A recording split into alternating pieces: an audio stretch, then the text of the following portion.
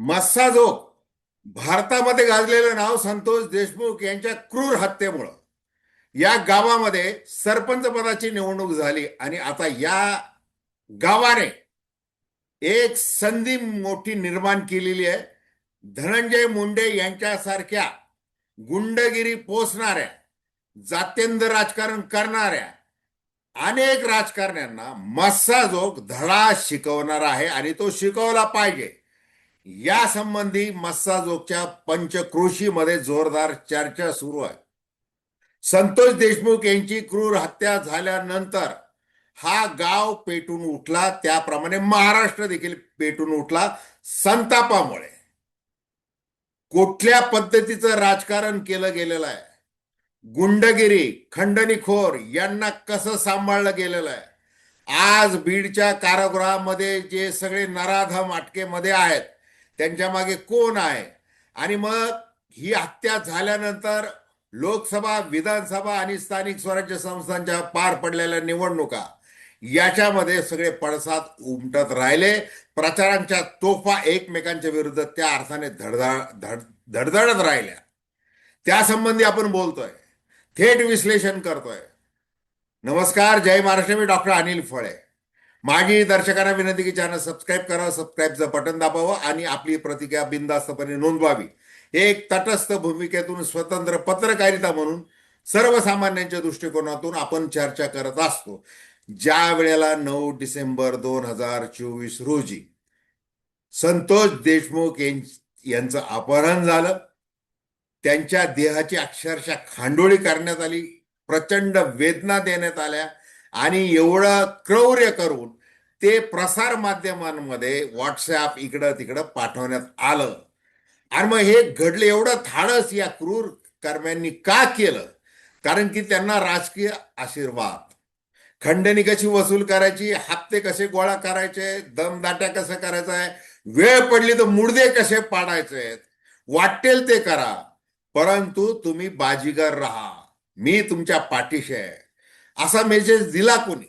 सह आरोपी करा धनंजय मुंडेंना, अशी मागणी आज देखील केली जाते. मग एकटे धनंजय मुंडेच या सगळ्या गोष्टीला थारा देणारे आहेत का? तसं अजिबात म्हणता येणार नाही. बीडसह महाराष्ट्रामध्ये ज्या पद्धतीचं राजकारणी कमरेचं सोडून करतात, गावागावामध्ये कसे डोके फोडले जातील याची पूर्ण व्यवस्था करतात आणि मग मुडदा पडल्यानंतर ते अंत्यसंस्कार होत असताना आपली राजकीय पोळी कशी भाजून घेता येईल हे बघत असतात. मग आता मस्साजोगनी काय ठरवलेलं आहे की अहिल्यानगर मधलं, नेवासा तालुक्यामधलं एक सौंदळा नावाचं गाव, जे जातमुक्त गाव ठरलेलं आहे.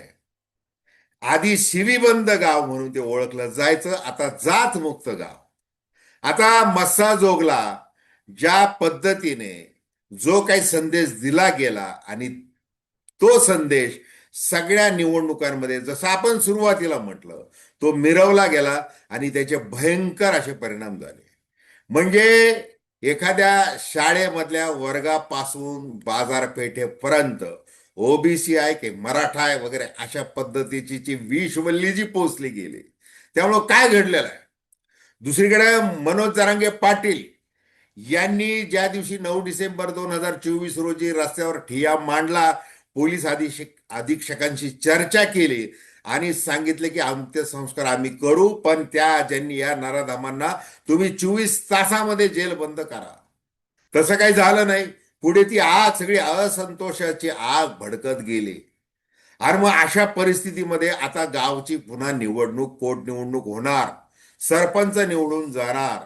मग आता संतोष देशमुख यांच्या सुविद्य पत्नी यांची बिनविरोध निवड केली जावी असं एक झालं. परंतु तसं काही व्हायचं नव्हतं. स्वरूपानंद देशमुख जे एक सामाजिक कार्यकर्ते आणि त्यांचे वडील देखील सरपंच होते, मागच्या वेळेला स्वरूपानंद देशमुख यांचा अवघ्या 9 मतांनी पराभव झाला होता. आता त्यांनी 92 मतांनी विजय मिळवलेला आहे. आणि मग मस्साजोगच्या दोन्ही गटाने, दोन्ही देशमुख गटाने, म्हणजे संतोष देशमुख यांचं कुटुंब असेल किंवा स्वतः स्वरूपानंद देशमुख असेल, यांनी जे वक्तव्य केलेलं आहे, एकमेकांच्या भेटी घेतलेल्या आहेत, स्वरूपानंद देशमुख यांनी संतोष देशमुख यांच्या प्रतिमेला पुष्पहार अर्पण केला आणि त्यांच्या शाश्वत विकासाचं जे काही काम आहे गावामध्ये केलं जाणारं ते पुढं नेलं जाईल याबद्दल आवर्जून सांगितलं. संतोष देशमुख यांच्या मातोश्रींच्या पायावर डोकं ठेवलं. हे सगळं झालेलं एक चांगला संदेश त्यांनी दिलेला आहे. त्यांच्या कृतीचं हे समर्थन केलं पाहिजे, स्वागत केलं पाहिजे. आता लोकशाही म्हणून आम्ही लढलेलो आहोत.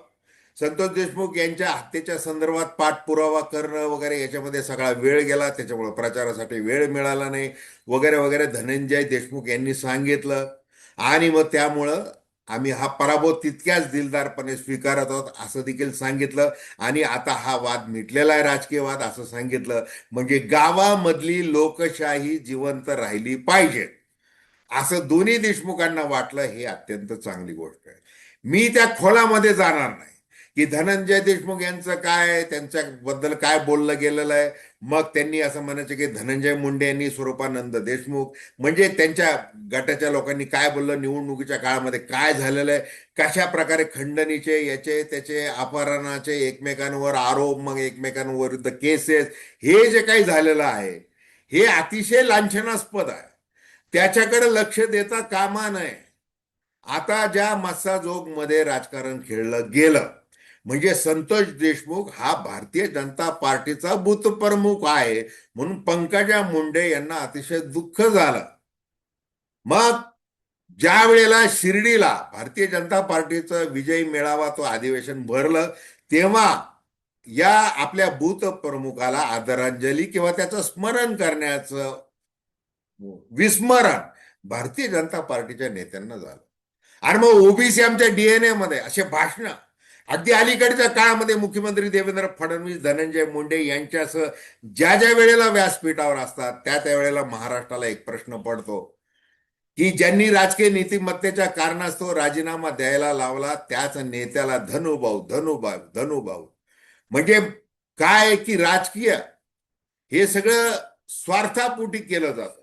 मग एकटाच भारतीय जनता पार्टी करते का? सगळे पक्ष आहेत त्याच्यामध्ये. शरदचंद्र पवार राष्ट्रवादी काँग्रेस आहे, शिवसेना, सगळे जण हेच करतात. मग हेच करायचंय का? मग एखाद्या गावामध्ये म्हणजे जी ग्रामपंचायत ही भारताच्या एकूण लोकशाहीचं एक चांगलं प्रतीक असते. म्हणजे पंचायत नावाची जी वेब सिरीज 4 सीझन येऊन गेलेले आहेत, सगळ्यांनी पाहिलेली ती. मग एक मस्साजोगची ग्रामपंचायत आणि संतोष देशमुख हे कसे आपल्या भागामधल्या मुलांना रोजगार मिळाला पाहिजे. आणि मग ती वाईन एनर्जीचा प्रोजेक्ट, तिथं जर कुणी गुंडगिरी करताय, हप्ते मागताय, खंडणी मागताय, हे करताय, तर तिथं तो अटकाव करण्यासाठी ते गेले आणि त्यांचा खात्मा केला त्या वाल्मिकी कराडच्या टोळीने. मग हे याच्या पलीकडे जाऊन आपण शाश्वत धर्म बाळगला पाहिजे असं आता गावकऱ्यांनी ठरवलं पाहिजे. आणि त्या दृष्टीने वाटचाल झाली तरच अर्थ आहे. नाहीतर त्या त्या क्रूर हत्येमुळे जो असंतोषाचा जो अग्नी आजही धगधगत आहे त्या अग्निकुंडामध्ये आपल्या स्वार्थी विचारांची आहुती हे राजकीय लोक देणार का, हा खरा प्रश्न आहे. आणि मग बीडला का बदनाम केलं जाते, परळीला का बदनाम केलं जात आहे? हे काय इथंच होत आहे काय? हे इथंच होत नाही, हे सगळीकडेच होत आहे. आज महाराष्ट्रामध्ये काय चित्र आहे? मग जसं सौंदळा गावाचा आवर्जून आपण उल्लेख केला पाहिजेत त्या पद्धतीने गावागावामध्ये जर अशी ती जात म्हणजे जात नष्ट, जात विरहित गाव जर केलं तर अनेक प्रश्न सुटू शकतात, चांगलं वातावरण तयार होऊ शकतं. आणि मस्साजोगच्या गावकऱ्यांना आता ती संधी आणि त्या संधीचं ते निश्चित सोनं करणार. म्हणजे आता मग यार ज्यांना टोळीवरचं टाळूवरचं लोणी खायचंय अशा राजकारण्यांना धडा शिकवण्यासाठी आता खरं तर गावकऱ्यांनीच पुढं आलं पाहिजे. आणि महाराष्ट्रातल्या प्रत्येक गावामधल्या गावकऱ्यांनी त्यासाठी पुढे येणं अत्यंत ही काळाची गरज आहे, हे लक्षात घ्या. तर खूप खूप धन्यवाद. हा व्हिडिओ आपल्याला आवडला असेल अवश्य शेअर करा, सबस्क्राईब करा आणि आपल्या प्रतिक्रिया बिनधास्तपणे नोंदवा. धन्यवाद.